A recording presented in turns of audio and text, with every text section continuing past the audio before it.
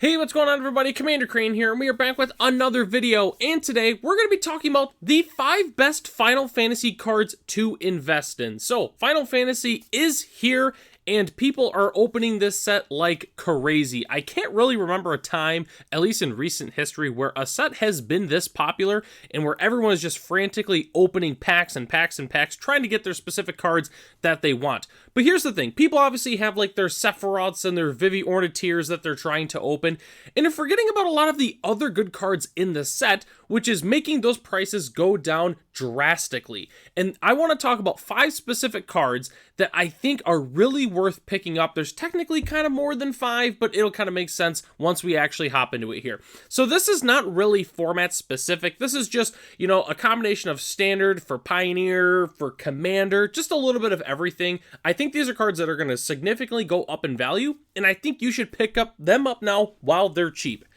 Okay. So, number 5, I don't even know how to pronounce this, Nibelheim Aflame? I believe that's how you pronounce this.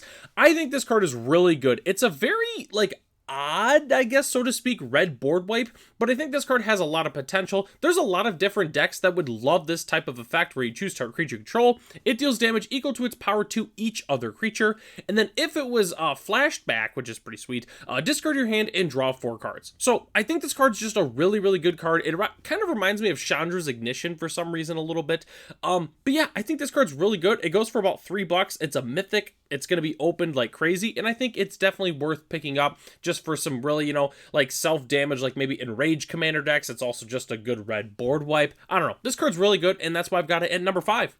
Okay, number 4, I have A Realm Reborn, 6-mana enchantment. Other permanents you control have tap, add 1 mana of any color. So I'm having to assume there's like a million different ways that we can do some infinite combos with this card. Like, I just have to assume, because other permanents, that's not just lands, which is pretty sweet. And this is just a really good card. Ramp decks can definitely, you know, take advantage of this. If your deck makes a lot of like tokens, like food tokens and I guess treasure tokens, but really any sort of tokens, you can tap those to be able to make some mana. I don't know. This card just seems really good.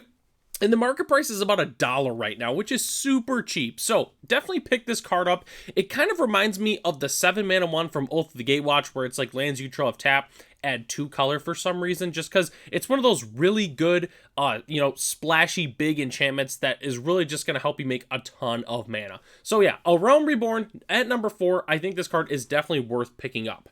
All right, next one I have, number 3, I have Ultima Origin of Oblivion. So colorless commander decks have been getting a lot of really sweet cards recently. I know with like the Modern Horizons 3 commander deck had a whole bunch of colorless stuff, and it seems like every set that comes out, we get even more colorless stuff. And I think this card is just really, really sweet. What's also cool is you can obviously help yourself, your own lands, because whenever you tap a land for colorless, add an additional colorless. But then you can also stifle all of your opponent's really good lands, because obviously it makes it lose all abilities and just taps for colorless, which is pretty sweet. So if your opponent's playing all these different bounce lands or good utility lands, you can shut those down with Ultima. So yeah, I think this card's really sweet. Again, it's kind of like another mana doubler in a way, and also colorless lands have a million different ways to be able to make additional colorless, so we can make 3 or even 4 mana. I don't know. This card just seems kind of nuts for $3.50, and that's why you should definitely pick it up. So that's why I've got it at number 3.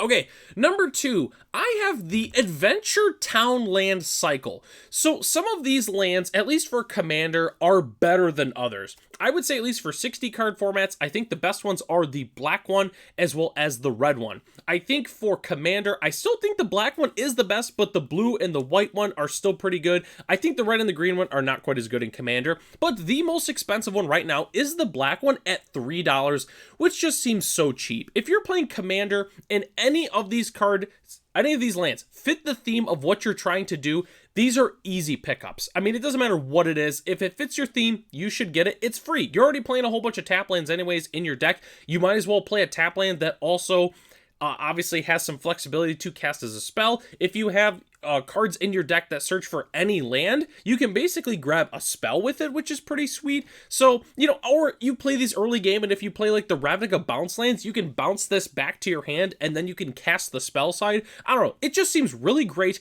I think that these could be pretty good in multiple formats, and I think that's why you should pick these up. Again, with the most expensive one being only $3, it just kind of seems like a no-brainer. So I've got the Town Cycle at number 2. And at number 1, I also have another cycle, but I think it's because these cards are so underrated and no one's really talking about them. And that is the Crystal Cycle. I think all of the crystals are really, really good in multiple different formats. I personally think the Fire Crystal is the best one to pick up right now, which I want to say is the most expensive one. Actually, it's the green one. The green one's at $5. I think Fire Crystal's at $3.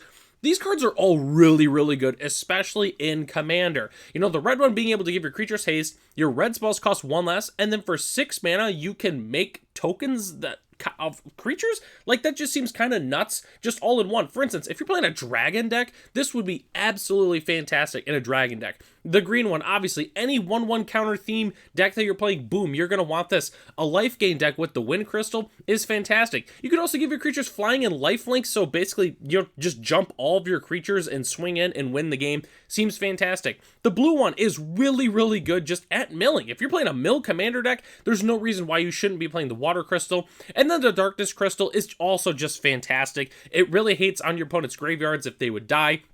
So if your opponent's playing like a sacrifice deck matters, it's really good at hating on that. But it's also like a pseudo, reanimation card. It kind of reminds me of Whip of Erebos a little bit, but it's from Exile. At least cards that go into Exile with the Darkness Crystal. But at the end of the day, you play this, and then all of the spells of that color cost 1 less to cast. At the end of the day, these are all really, really good. I think a lot of these are going to have a hard time being really good, at least in 60-card formats, but I do think most of these have at least some potential to be able to do that. And again, the most expensive one is $5 a piece, which is crazy. I wouldn't be surprised a year from now, all these crystals are minimum going for $5 just because of how insane that they are. So the entire crystal cycle, pick them up now while they're cheap. Everyone's hunting for the Sephiroths and all the, the big poster cards and stuff like that. They don't want to be opening these crystals, so that's fine. We'll go ahead and pick them up from them. Again, pick up the crystals. That's why I've got them at number 1 on the list.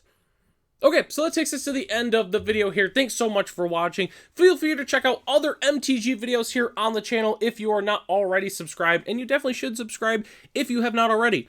Huge shout out to our channel members, Ralph, Matt, Arcadius, Ray, Gary, Cirwanoki, Michael D, our premium channel member, The Common Cole, Jeremy P, and BG Stilts. If you are interested in being a channel member, it starts at $1 a month, and you gain access to the exclusive Commander Crane Discord, as well as other features here on the channel. So, I'm Commander Crane, thanks for watching this video, and I hope to catch you in the next one.